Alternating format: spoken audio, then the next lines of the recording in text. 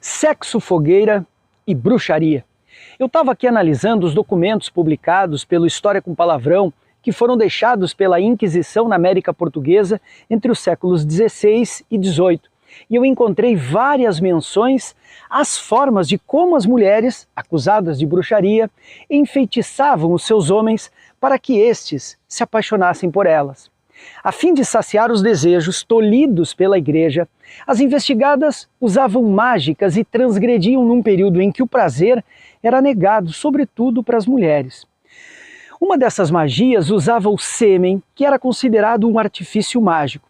Após consumado o ato sexual, a mulher recolhia o fluido no seu corpo e depois colocava num copo de vinho e servia para o seu parceiro.